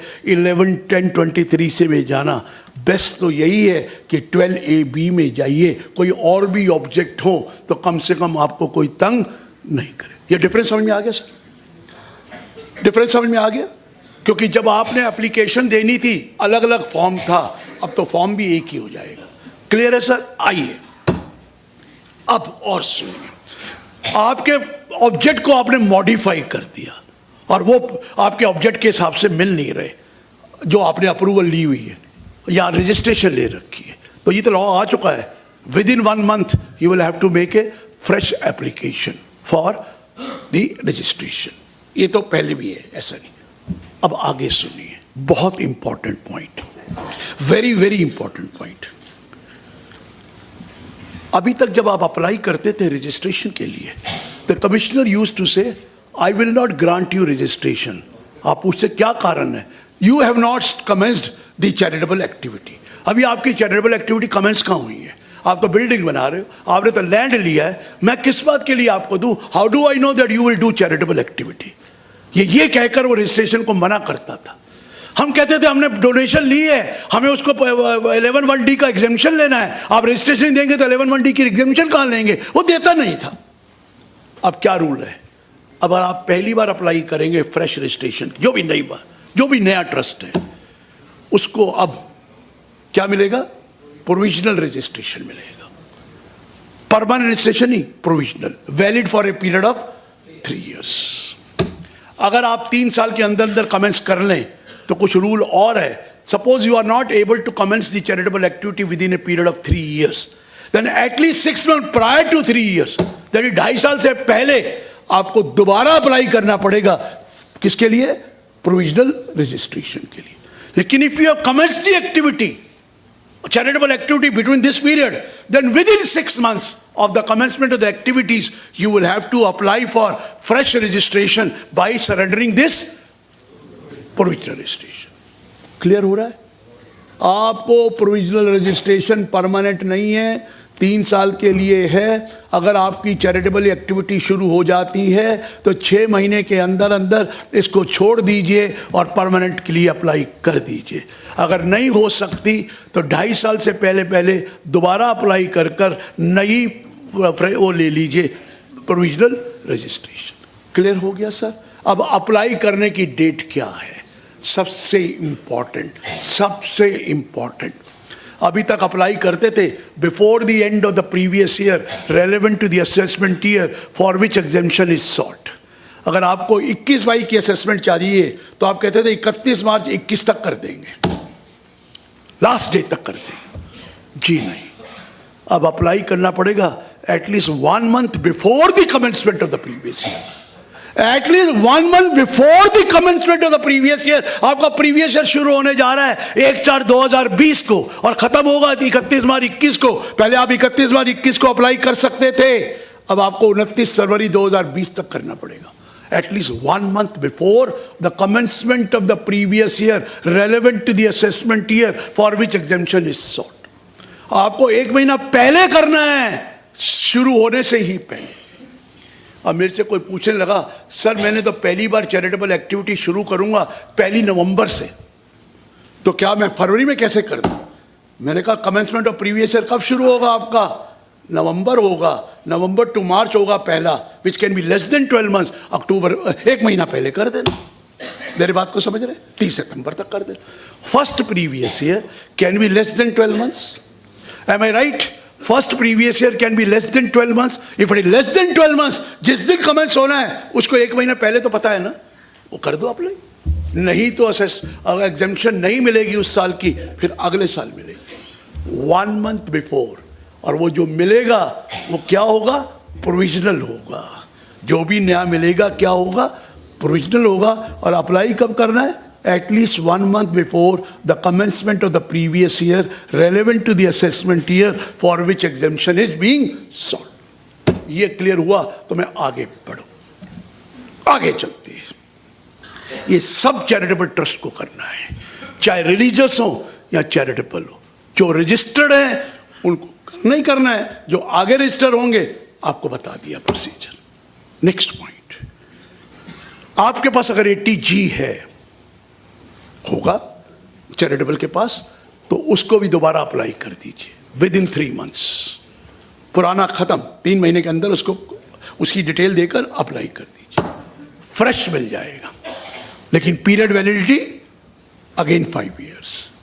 किसी जमाने में 3 साल होती थी, फिर 5 साल हुई, फिर परमानेंट हो गई थी। लेकिन ये भी पहले एक बारी फ्रेश अप्लाई करो और फिर जब अप्लाई करो तो अगले 4-4.5 साल से पहले दोबारा अप्लाई करना ही पड़ेगा 80G के लिए। Every year 5 year you will have to apply again. Clear हो गया?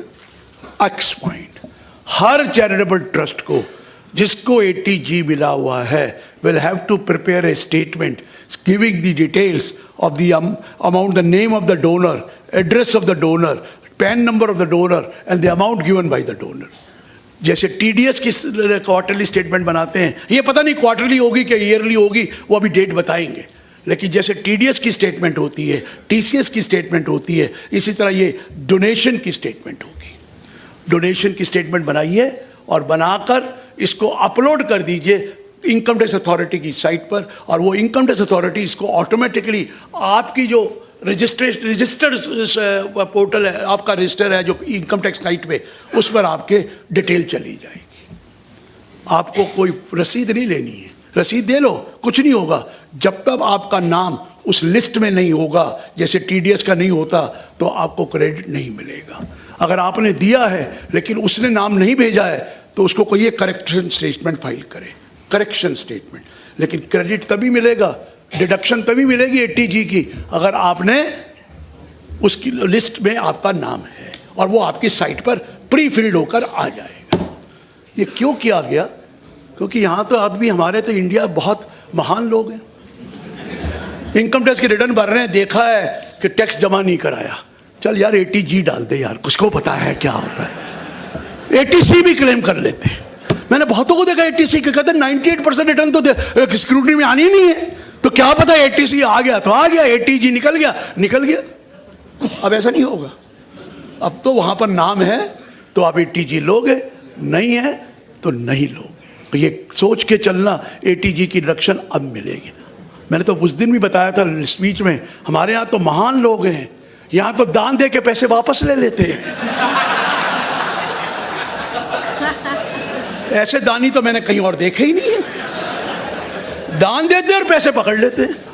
और 50% इनकम टैक्स की रिटर्न है सैलरी की जो दान देते हैं।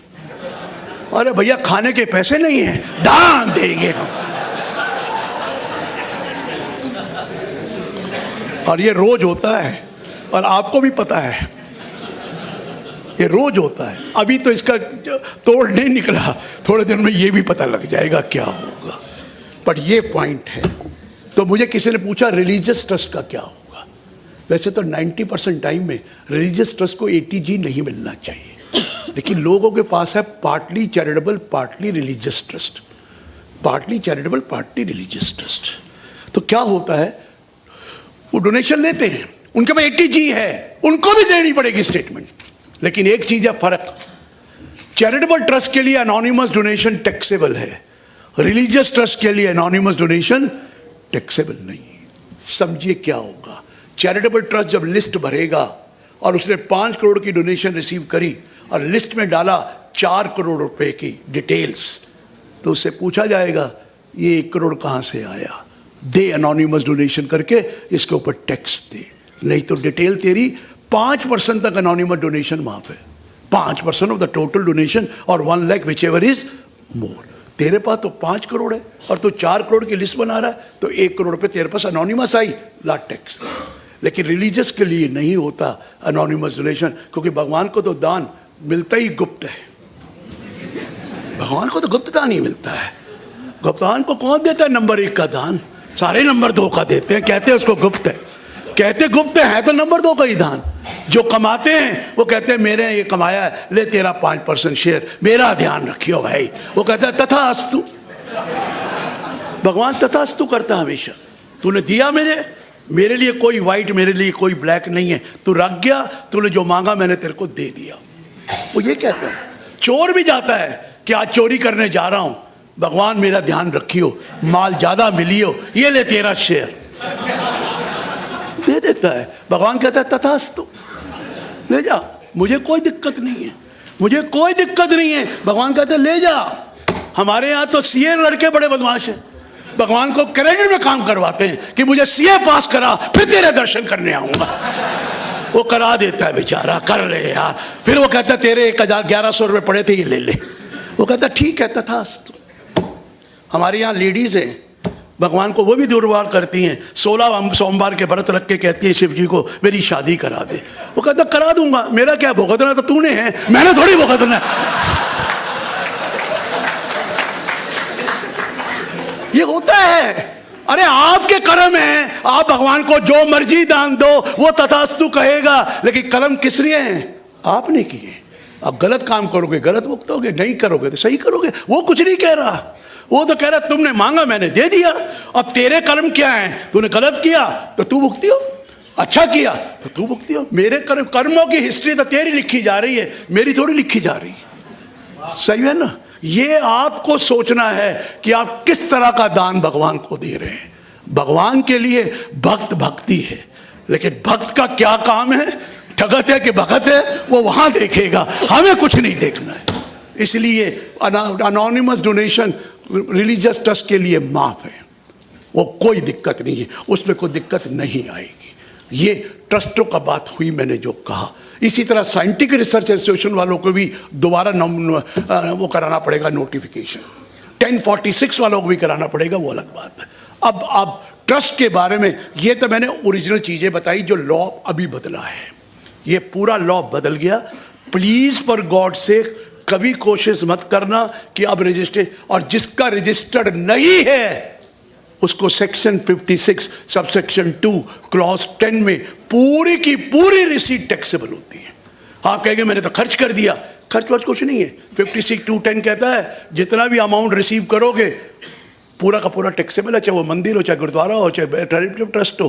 वो गए जमाने कि ये आया था, ये खर्च कर दिया, बैलेंस पे टैक्स लगाओ। जी नहीं, जी नहीं, क्योंकि अब 56(2)(10 कहता है where any person receive from any other person और पर्सन, तो वहां पर एओपी भी आती है, ट्रस्ट भी आते हैं। सिर्फ माफ तब होता है जब ट्रस्ट रजिस्टर्ड हो और वो दान दे या वो दान ले तो माफ है। अदरवाइज 50,000 से ऊपर कोई भी ट्रस्ट होगा, चाहे वो चैरिटेबल हो, चाहे वो रिलीजियस हो, चाहे वो कुछ भी हो, अगर रजिस्टर्ड नहीं है और 50,000 से ऊपर उसको रिसीट मिलती है तो पूरी की पूरी टैक्सेबल है 1/4/2017 के बाद under section 56 sub section 2 clause 10। लोग परवाह ही नहीं कर रहे। मेरे समझ में नहीं आई क्यों नहीं परवाह कर रहे, रजिस्ट्रेशन क्यों नहीं अप्लाई कर रहे। जो फंस जाता है फिर कहता है ये क्या हुआ। वो सेंटिमेंट की वजह से कई बार आपको पता, मंदिरों में पता नहीं लग रहा है, लेकिन ये मैं बता दूं लॉ बदल चुका है।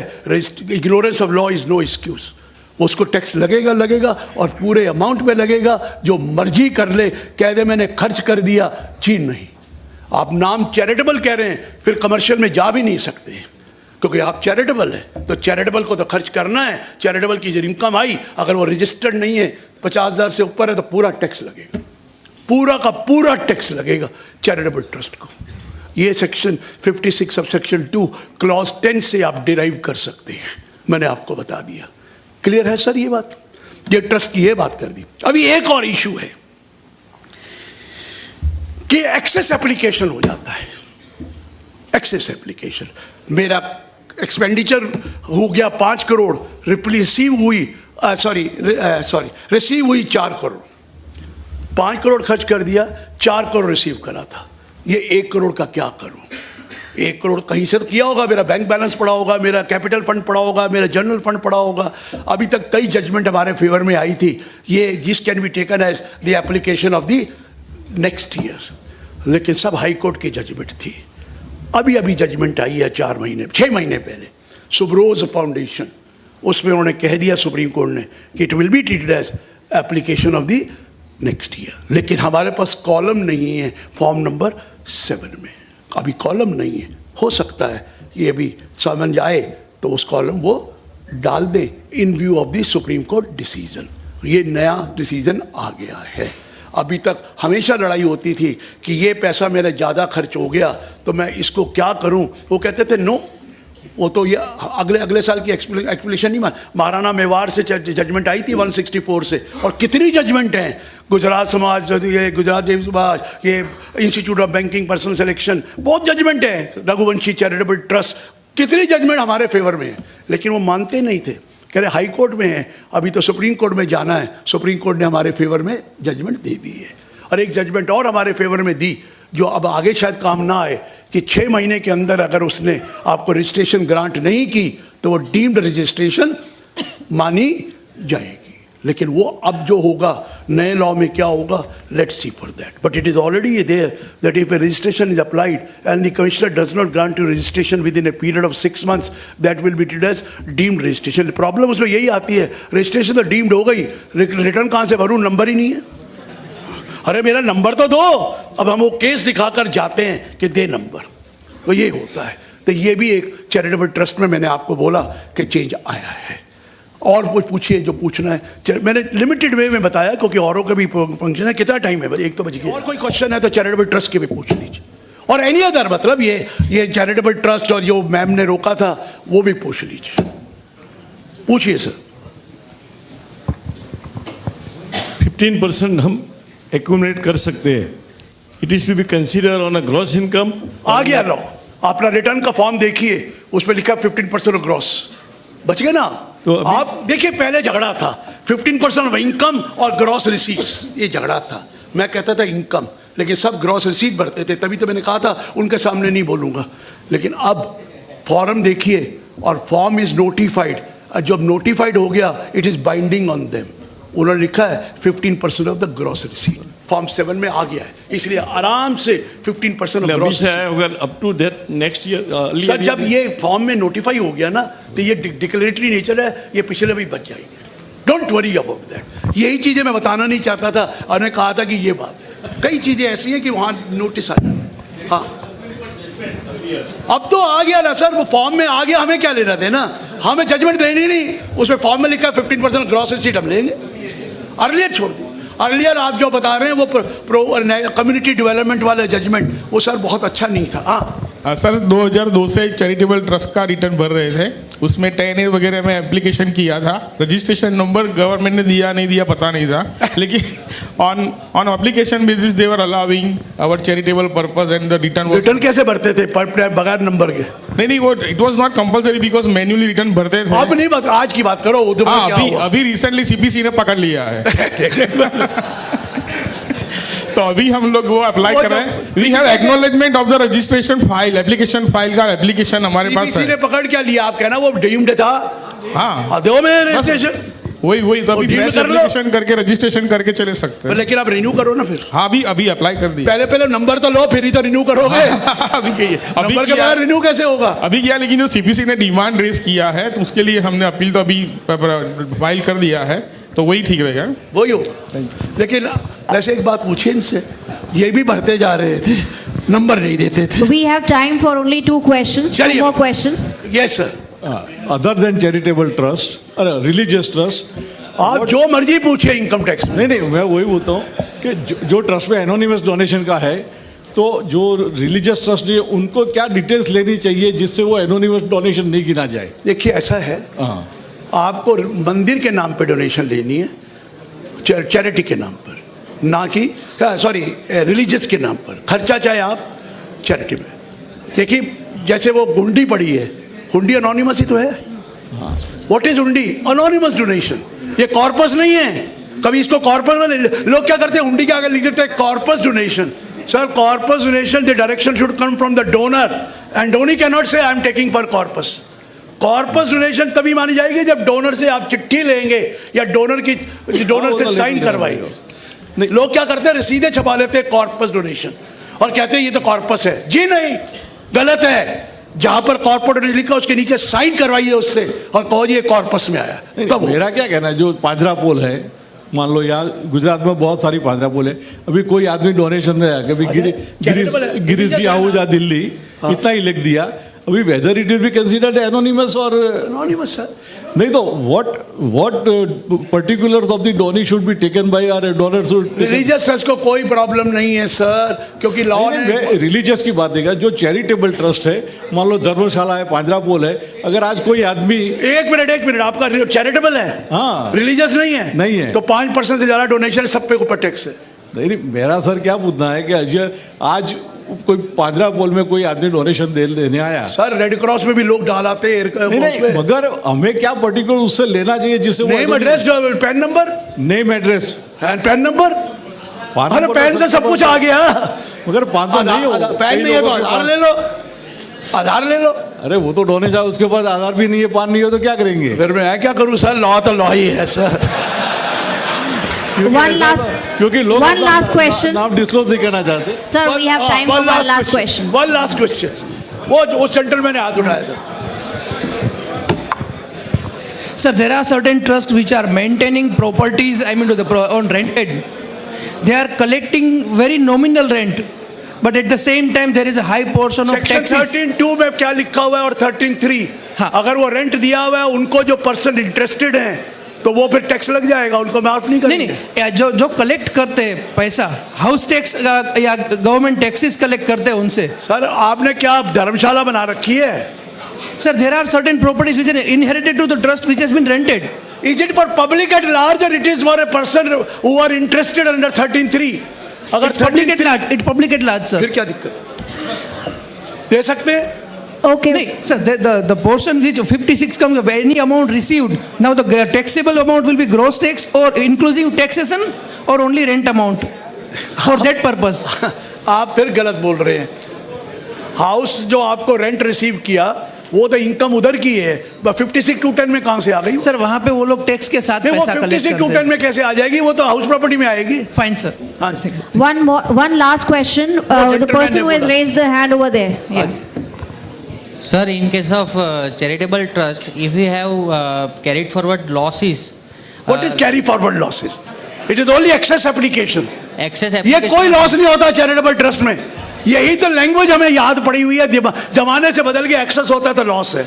Sir, There is no loss in charitable trust. It is only excess application. So there is no column to carry it forward. I know, that's what I said. कि earlier वो मानते नहीं थे, अब शायद कॉलम आ जाए. मैंने यही तो बोला है. नहीं तो जो 10B भरते हैं ना, वहाँ पे एप्लीकेशन डाल के नीचे नोट दे दो. चलिए sir, thank you very much. Thank you so much. Let's have a huge round of applause for CA Dr. Girish Ahuja. It was indeed an enlightening talk.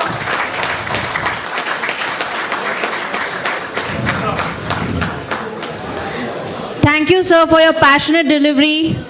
It was indeed informative for all of us. Participants are requested to proceed for the lunch. Lunch timing is for... Photo session. Yeah, felicitation is right left.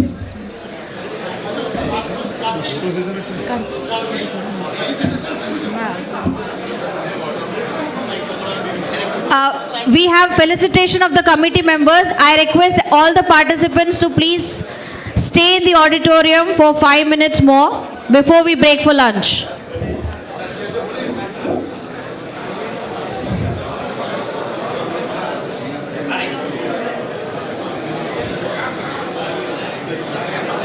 A group photo along with both our presidents, Advocate Dhruven Shah, AGFTC, and CA Vishwesh Shah, ITBA, for a photograph. Let's hear it for all the committee members, followed by Advocate Praful Shah, Co-Chairman Tax Conclave, Advocate Ashutosh Thakkar, Vice President ITBA,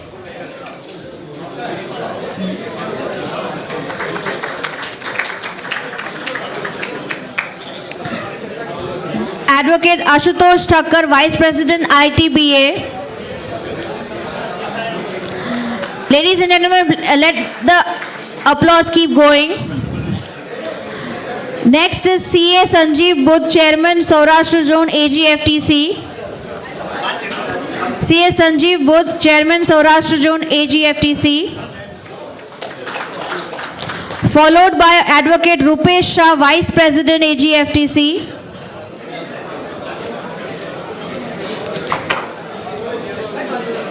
Next, I request CA Parth Doshi, Joint Secretary, ITBA, to be felicitated. Followed by Advocate Anil Shah, Vice President, AGFTC.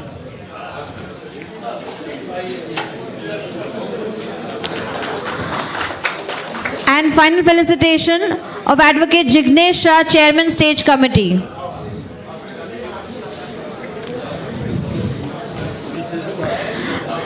With this, we come to the end of the first technical session. At this juncture,